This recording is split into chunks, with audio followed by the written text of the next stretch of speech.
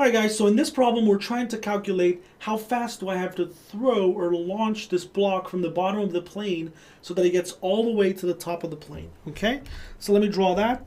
I have a 3 kilogram block down here and we're going to launch it up in such a way that it gets to the top all the way over here. So what we're looking for is the launch speed or the initial velocity. And the angle here is 53. And there is a coefficient of friction between the block and the plane, which is 0.4. Okay, let's jump right into the energy equation and see what happens. K initial, U initial, work non-conservative, K final, U final. Is there kinetic energy at the beginning? There is kinetic energy in the beginning because you launch this thing with a certain initial speed. So I'm going to write that in here. There is no potential energy because in the beginning your height is 0. The work done by non-conservative forces is the work done by you plus the work done by friction.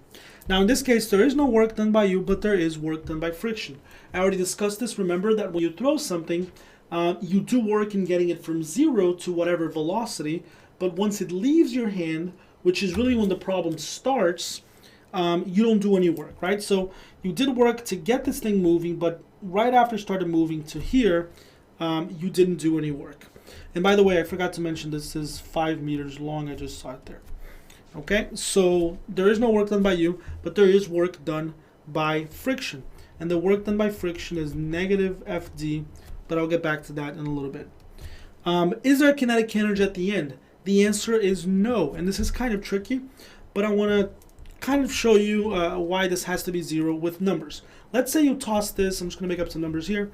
Let's say you toss this with 100 meters per second from the bottom, and it gets to the top with 10 meters per second. Well, we want the minimum speed that you need at the bottom. If you got to the top with 10, it's because you could actually have thrown this a little bit slower. So let's say maybe if you throw it with 90, or maybe not 90, if you throw with 95, and again, I'm just making up numbers so it doesn't matter, it gets to the top with 2 meters per second, which means you could have tossed it a little bit slower, and maybe 94 is the number that gives you a 0, right? That's what we want. This is the slowest you could go. If you do 93, it just means you're never going to get to the top, okay? So these are just some made-up examples, made-up numbers. But anyway, I hope you get it that this has to be 0.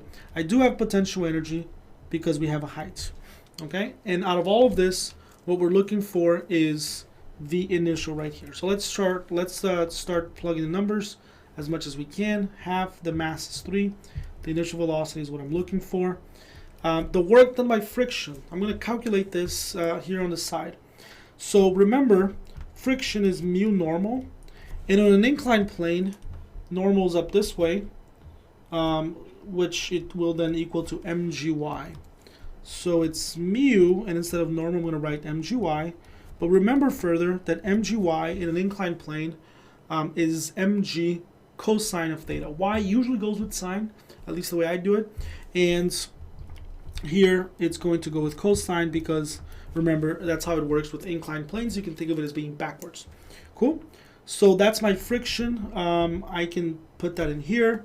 Let's do that real quick, and then we'll plug in a bunch of numbers. So negative friction. Friction is mu mg cosine of theta d.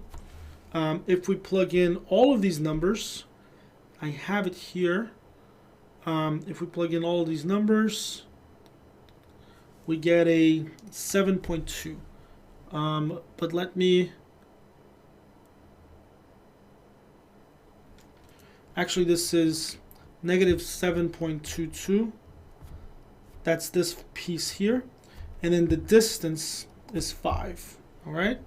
So I calculated this earlier, and I got that the work done by friction is negative 722 times 5. This is 722 negative, and this is the 5 right there, okay, by parts. So the mass is 3, gravity is 10, and the final height is, we don't have the final height, but we can use our equation to get that. So distance, angle, and height is distance sine of theta. In this case, the distance is 5 meters, sine of 53, which is 4 meters. Okay, let me just make sure that's what I had here.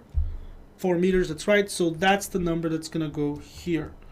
I'm a little bit messy here with some stuff at the bottom, so I'm gonna move here.